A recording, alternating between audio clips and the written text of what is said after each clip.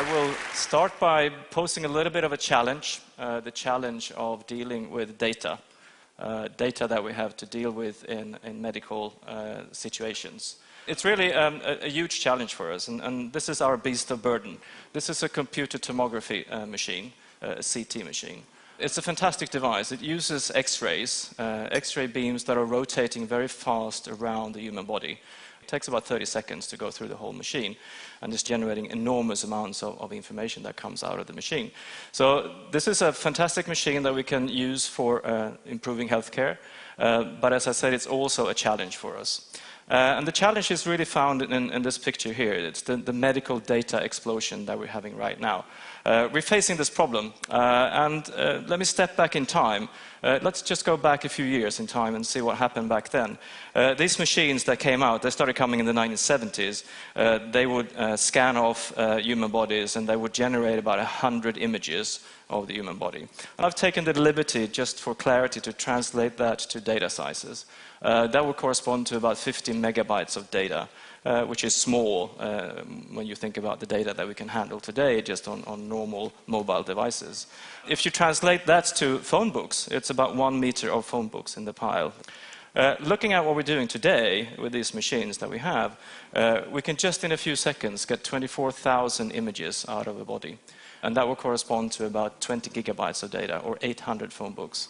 And the pile will then be 200 meters of phone books. What's about to happen, and we're seeing this at the beginning, a technology trend that's happening right now, is that we're starting to look at time-resolved situations as well. So we're getting the dynamics out of the body as well. And just assume that we will be collecting data during 5 seconds, and that will correspond to about 1 terabyte of data. That's 800,000 books and 16 kilometers of phone books.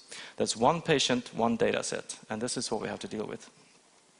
So this is really the enormous challenge that we have. Already today, this is 25,000 images. Imagine the days when we had radiologists doing this. They would put up 25,000 images, they would go like this, 25,000. Okay, there is the problem, right? They can't do that anymore. That's impossible. So we have to do something that's a little bit more intelligent than doing this. Okay? So what we do is that we put all these slices together. Imagine that you slice your body in all these directions, and then you try to put the slices back together again into a pile of data, into a block of data. So this is really what we're doing. So this gigabyte or terabyte of data, we're putting it into this block. But of course, the block of data just contains the amount of X-ray that's been absorbed in each point in the human body. So what we need to do is to figure out a way of looking at the things that we do want to look at and make things transparent that we don't want to look at. So transforming the data set into something that looks like this. And this is a challenge. This is a huge challenge for us to do that. Using computers, even though they're getting faster and better all the time, it's a challenge to deal with gigabytes of data, terabytes of data, and extracting the relevant information. I want to look at the heart, I want to look at the blood vessels, I want to look at the liver, maybe even finding the tumor in some cases. Okay. So this is where this little dude comes into play. This is my daughter. This is as of 9 a.m. this morning. She's playing a computer game. She's only 2 years old, and she's having a blast. So she's really the driving force behind the development of graphics processing units. As long as kids are playing computer games, graphics is getting better and better and better. So please go back home, tell your kids to play more games, because that's what I need. So what's inside of this machine is what enables me to do the things that I'm doing with the medical data. So really what I'm doing is using these fantastic little devices. And going back maybe 10 years in time, when I got the funding to buy my first graphics computer, it was a huge machine. It was cabinets of processors and storage and everything. I paid about $1 million for that machine. That machine is today about as fast as my iPhone. So every month there are new graphics cards coming out, and here's a few of the latest ones from the vendors, and NVIDIA, ATI, Intel is out there as well. And for a few $100 you can get these things and put them into your computer, and you can do fantastic things with these graphics cards. So this is really what's enabling us to deal with the explosion of data in medicine. Together with some really nifty work in terms of algorithms, compressing data, extracting the relevant information that people are doing research on. So I'm going to show you a few examples of what we can do. This is a data set that was captured using a CT scanner. You can see this is a full data. It's a woman. You can see the hair. You can see the individual structures of the woman. You can see that there is scattering of X-rays on the teeth, the metal in the teeth. That's where those artifacts are coming from. But fully interactively on standard graphics cards, on a normal computer, I can just put in a clip plane. And of course, all the data is inside. So I can start rotating. I can look at it from different angles. And I can see that this woman had a problem. She had a bleeding up in the brain. And that's been fixed with a little stent, a metal clamp that's tightening up the vessel. And just by changing the functions, and I can decide what's going to be transparent and what's going to be visible, I can look at the skull structure. And I can see that, okay, this is where they open up the skull on this woman, and that's where they went in. So these are fantastic images. They're really high resolution, and they're really showing us what we can do with standard graphics cards today. Now, we have really made use of this, and we have tried to squeeze a lot of data into the system. And one of the applications that we've been working on, and this has gotten a little bit of traction worldwide, is the application of virtual autopsies. So again, looking at very, very large data sets, and you saw those full body scans that we can do. We're just pushing the body through the whole CT scanner. And just in a few seconds, we can get a full body data set. So this is from a virtual autopsy. And you can see how I'm gradually peeling off. First you saw the body bag that the body came in. Then I'm peeling off the skin. You can see the muscles, and eventually you can see the bone structure of this woman. Now, at this point, I would also like to emphasize that with the greatest respect for the people that I'm now going to show, I'm going to show you a few cases of virtual autopsies.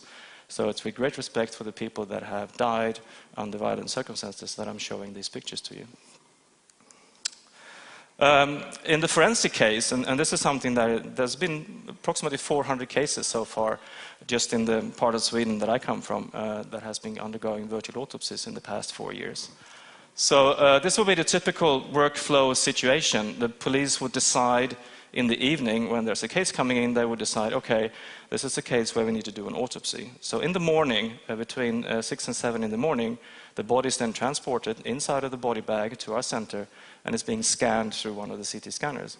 And then the radiologist, together with the pathologist and sometimes the forensic scientist, looks at the data that's coming out, and they have a joint session, and then they decide what to do in the real physical autopsy after that. Now, looking at a few cases, here's one of the first cases that we had. You can really see the details of the data set. It's very high resolution, and it's our algorithms that allow us to zoom in on all the details.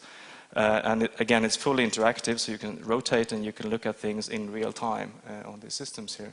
Without saying too much about this case, this is a traffic accident, a drunk driver that hit a woman. And it's very, very easy to see the damages on the bone structure. And the cause of death is the broken neck. And this woman also ended up under the car, so she's quite badly beaten up by this injury. Here's another case, a knifing, and this is also again showing us what we can do. It's very easy to look at metal artifacts that we can show inside of the body.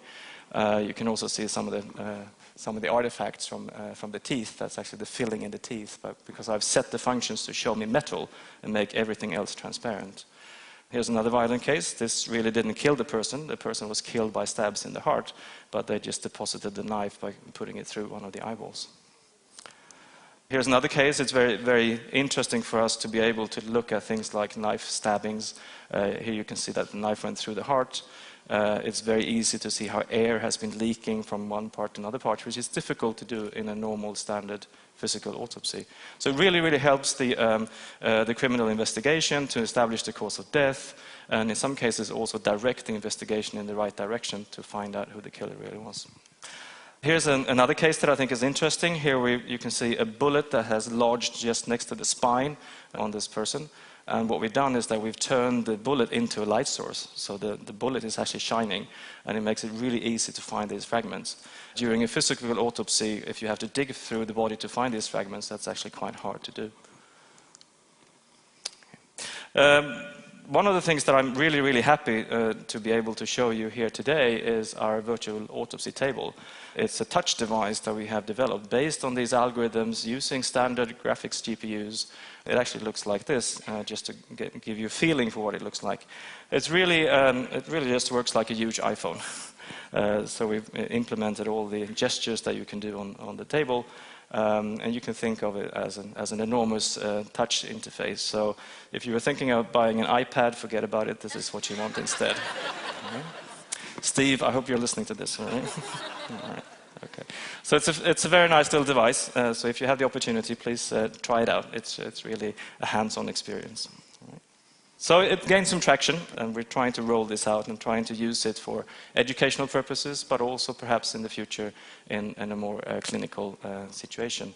There's a YouTube video that you can download and look at this if you want to convey the information to other people about virtual autopsies. Okay, now we're talking about touch. Let me move on to really touching data. And this is a bit of science fiction now. So we're moving into really the future. This is not really what the medical doctors are using right now, but I hope they will in the future. So what you're seeing on the left is a touch device. It's a little mechanical pen that has very, very fast step motors inside of the pen. So I can generate a force feedback. So when I virtually touch data, it will generate forces in the pen, so I get a feedback.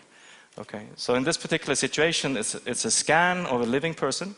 I have this pen, and I look at the data, and I move the pen towards the head, and all of a sudden I feel resistance. Okay, so I can feel the skin. If I push a little bit harder, I'll go through the skin, and I can feel the bone structure inside. If I push even harder, I'll go through the bone structure, especially close to the ear, where the bone is very soft, and then I can feel the brain inside, and it's a bit slushy, like this. So this is really nice. And to take that even further, this is a heart. And this is also due to these fantastic new scanners that just in 0.3 seconds, I can scan the whole heart. And I can do that with time resolution. So just looking at this heart, I can play back a video here. And this is Carl Johan, one of my graduate students who's been working on this project. And he's sitting there in front of the haptic device, the force feedback system. And he's moving his pen towards the heart, and the heart is now beating in front of him. So you can see how the heart is beating. He's taking the pen, and he's moving it towards the heart, and he's putting it on the heart, and then he feels the heartbeats from the real living patient, and he can examine how the heart is moving. He can go inside, push inside of the heart, and really feel how the valves are moving. And this, I think, is really the future for heart surgeons. I mean, it's probably the wet dream for a heart surgeon to be able to go inside of the patient's heart before you actually do surgery, and do that with high-quality resolution data. So this is really neat. Now, we're going even further into science fiction, and we heard a little bit about functional MRI. Now, this is really an interesting project. MRI is using magnetic fields and radio frequencies to scan off the brain or any part of the body. So what we're really getting out of this is information of the structure of the brain, but we can also measure the difference in magnetic properties of blood that's oxygenated and blood that's depleted of oxygen. And that means that it's possible to map out the activity of the brain. So this is something that we've been working on, and you just saw Mats, the research engineer there, going into the MRI system, and he was wearing goggles, so he could actually see things in the goggles, so I could present things to him while he's in the scanner. And this is a little bit freaky, because what Mats is seeing is actually this. He's seeing his own brain. So Mats is doing something here. Probably he's going like this with his right hand because the left side is activated on the motor cortex. Right? And then he can see that at the same time. These visualizations are brand new, and this is something that we've been researching for a little while. This is another sequence of Mats's brain, and here we ask Mats to calculate backwards from 100. So he's going 100, 97, 94, and then he's going backwards. And you can see how the little math processor is working up here in his brain and is lighting up the whole brain. And this is fantastic. We can do this in real time. We can investigate things. We can tell him to do things. You can also see that his visual cortex is activated in the back of the head, because that's where he's seeing. He's seeing his own brain, and he's also hearing our instructions when we tell him to do things. The signal is really deep inside of the brain as well, and it's shining through because all of the data is inside of this volume. And in just a second here, you will see, okay, here, Mats, okay, now move your left foot, okay? So it's going like this, okay. For 20 seconds, it's going like that, and all of a sudden it lights up here. So we get motor cortex activation up there.